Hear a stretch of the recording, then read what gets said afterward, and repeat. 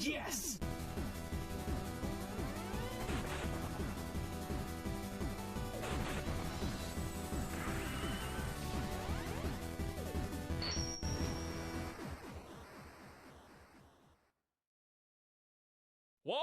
One Mega Man.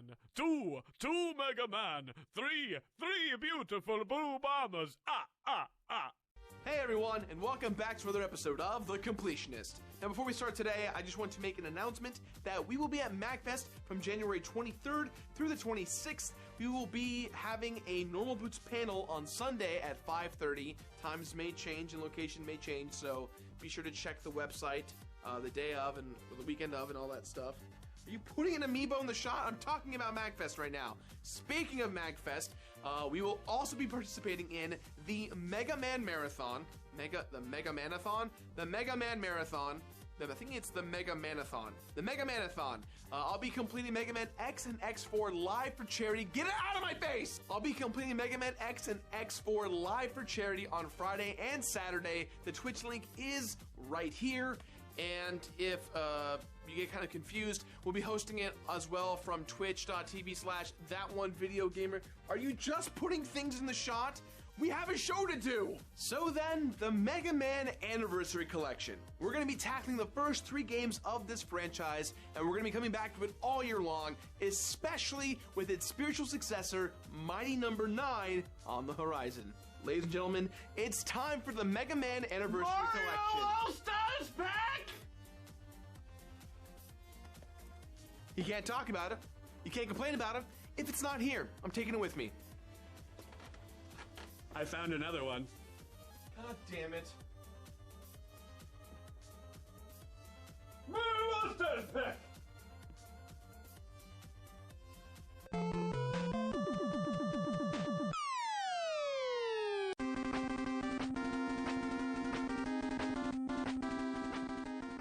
The Mega Man Anniversary Collection features 8 games from the Mega Man franchise. This pack, released on the GameCube, Xbox, and PlayStation 2, gave everyone a unique opportunity. They can play the somewhat rare and original Mega Man games. Mega Man 1, 2, and 3 for the original Nintendo. They're arguably the most classic games for the system that were not made by Nintendo. Nintendo had the cute game with the jazzy soundtrack about the plumber who eats mushrooms and saves a princess. And Capcom had one with chiptune heavy metal about a robot that destroys other robots with a gun on his arm.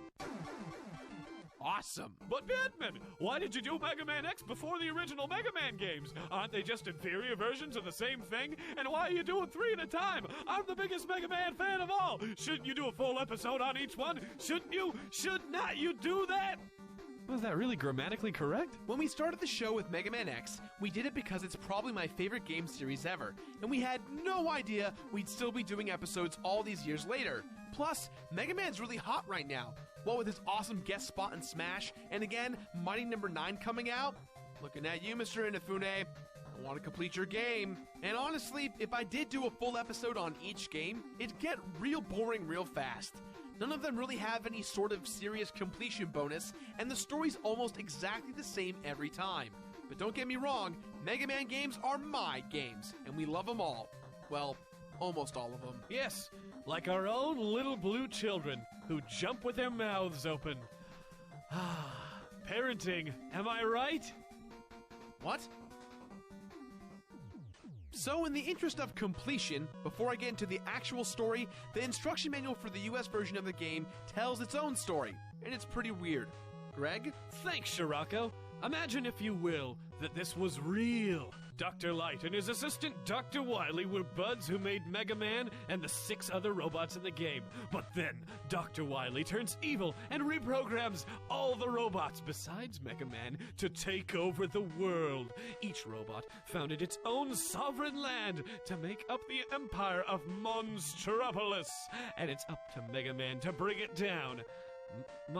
Monstropolis? Isn't that city from Monsters, Inc.?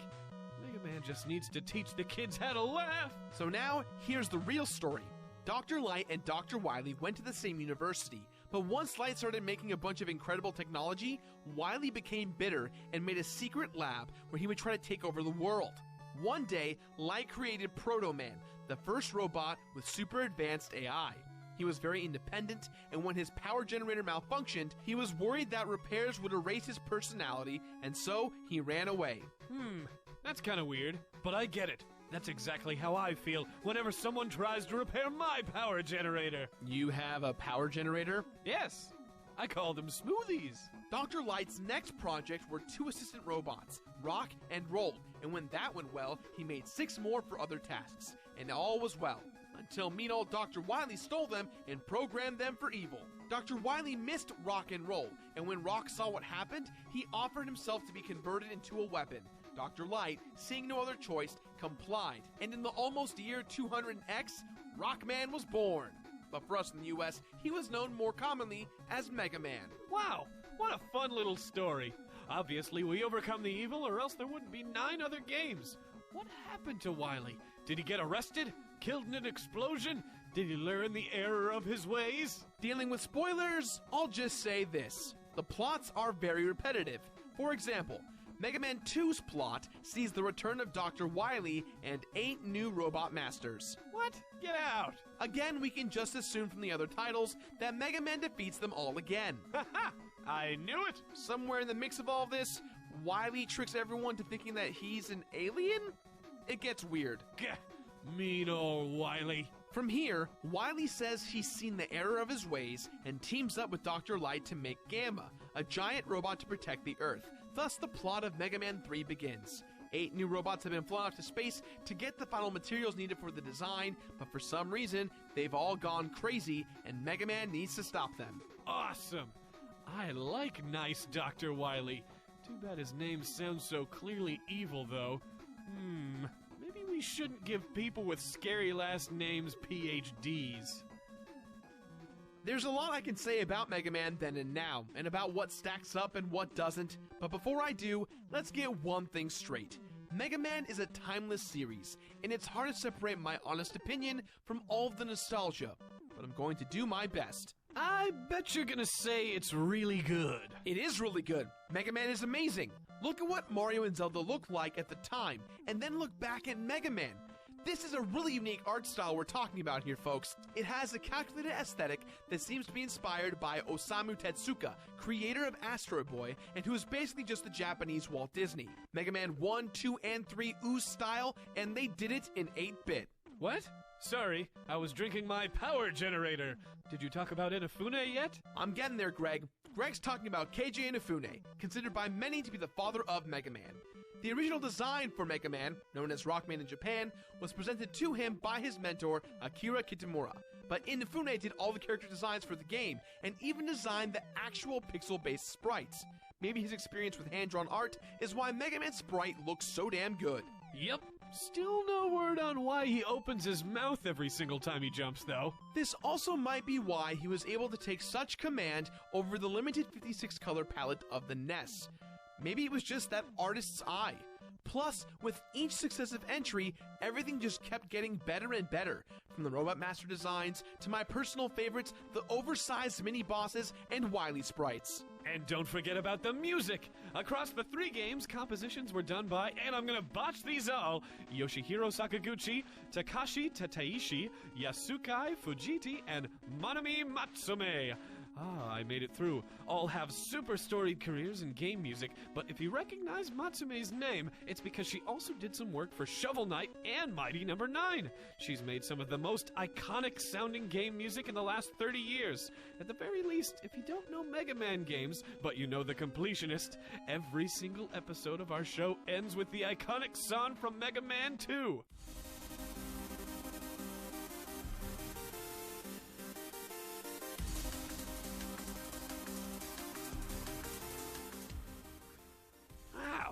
Here I was thinking that music just wrote itself as we ended our shows. Knowledge! Now there is something funky about the Xbox version of these games. Every now and then the game glitches out visually. These glitches aren't present in the other ports of the collection pack, which is kind of weird, but it still holds up well. The glitches are few and far between. The fact is, Mega Man is one of the games that stands the test of time, and each sequel ups the ante even more. Really, really impressive stuff. I mean, come on. Mega Man. Jump and shoot! Jump and shoot! jump and shoot. You're ripping the Figo-Raptor! I was waiting for that. Egoraptor did point out how good it feels to jump and shoot as Mega Man. And it's true. Mega Man is a game about jumping and shooting. But here's the thing that's really amazing. The mechanics of Mega Man are so perfectly suited to a game about jumping and shooting that if you're a kid playing it now for the first time, you could do it without anyone telling you how to play it. Think about it. You just figure out bosses on your own, and sometimes you win. This game practically invented learning a boss's pattern. Gerard, Capcom's lawyers are on the phone right now. It took some cues from Mario and a few other things, but in the end, the gameplay of Mega Man 1 and 2 is classic and untouchable. Go watch Sequelitis by Egoraptor if you want to learn more. Should I put him on hold, or you want to talk to him? In fact, the only stuff that isn't universally understood is the stuff that's the weakest. Getting weapons from the bosses you defeat and using them to rock, paper, scissors your way through the game is awesome, but I don't really understand why the weapons have ammo since they're only really super helpful against bosses. E-tanks are sure helpful, but having ammo for a weapon is frustrating and rough, especially when you can't move forward without a certain weapon during the Wily stages. Yeah, I guess I'm just gonna put him on hold then. Besides, these are really small things in an otherwise perfect couple of games. Plus, Mega Man 3 adds Rush, Mega Man's canine sidekick, and Sliding, both of which are perfect additions to the level designs. Rush alone changes the mechanics of the game, inspiring you to use them to the best of your abilities. In terms of boss weapons, the Collector's Pack I'm playing added quicker hot swapping to all 3 versions of the game, and even added a turbo button, which made things pretty fun. I also should mention that the difficulty settings have been adjusted so that normal is actually harder than what you're used to. Pretty neat. Whoa, they're calling back online too. That said, these games are still super hard, even though they get easier as they go. And if you're a new gamer playing it now, you really gotta be dedicated not to get frustrated. You're going to die a lot before the day is done, but it's worth it to experience these great classics. I think I'm just gonna stop paying attention to the imaginary phone now. Enemy layouts and patterns in these games are incredibly specific. Each level design has perfectly placed enemies and hazards like pits and spikes. And while some Robot Masters do suffer from Spark Mandrill Syndrome, I'm exploding. It's never staggeringly easy. Robot Masters are brutal no matter how many times you fight them. They just sent me a text. They like you again.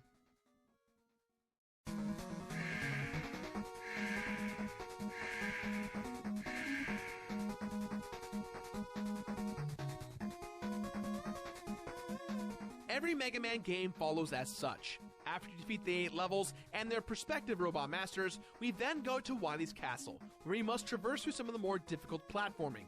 And before you even fight Wily, you've got to fight the bosses again, a total of 16 Robot Masters. Obviously, you know how the first 2 games end, so with the third game being our climactic focus, we know that Wily's finally good, and Mega Man is off trying to get some materials out of the clutches of some crazy robots. Until you get back and you realize Wily's stolen Gamma for himself and that he was evil all along. Man, mean Dr. Wily. You defeat him in battle and his castle starts to collapse. Proto Man, having finally found his way in life, shows up just in time to save Mega Man, but Dr. Wily seemingly perishes in the debris. But wait!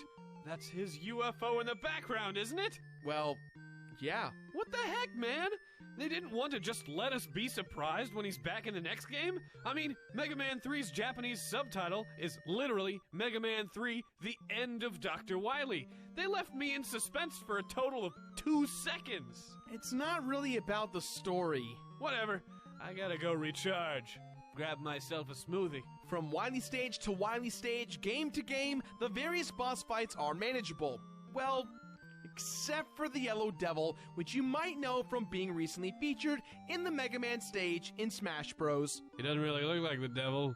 Oh, but he is, Greg. He is. I just can't freaking dodge him. If only I could slide in the first game, but I can't. I just keep getting hit. I do have some issues, personally. I do have an issue with some of these extra stages. Starting more specifically in Mega Man 3, there are 4 more extra stages sandwiched in between the 8 robot stages and the Wily Castle stages. They're certainly challenging, but I feel like they're designed for the wrong reasons. They feel like they're awkward padding, and it gets worse with the later games in the series. I can almost hear Capcom saying, hey, you almost beat this game, but first, do the super hard thing. I didn't hear him say that at all. Hey, you almost beat this game, but first do the super hard thing. Oh, I heard it! That said, the end of the game does feel very awesome and retro, which I wouldn't trade for a more polished game. Again, guys, Mega Man.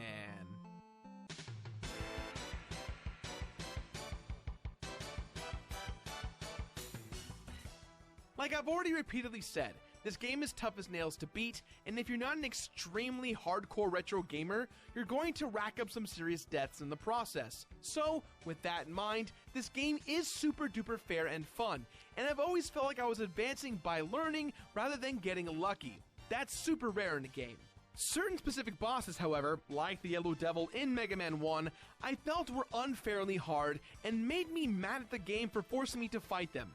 The Xbox collection makes some of this easier on me by adding power to my basic buster with the turbo button, which was neat and definitely lowered the difficulty. But if you're a first-time player, do yourself a favor and play it the way it was meant to be played. The Mega Man series is pretty old, so there isn't really a completion bonus aside from using the correct weapon to beat the correct boss. Alright, here we go. Firestorm, Ice Slasher, Super Arm, Hyper Bomb, Thunder Beam, Rolling Cutter, Metal Blade, Time Stopper, Metal Blade, Air Shooter, Metal Blade, Bubble Lead, Metal Blade, Leaf Shield, Magnet Missile, Shadow Blade, Needle Cannon, Spark Shock, Hard Knuckle, Surge Snake, Top Spin, Gemini Laser! Now, in the event that the game is too hard for you, we've got a glitch that'll easily take care of any boss that stands in your way. Well, it isn't really a glitch, it's more of an exploit. Exploits with Old Man Fexploits.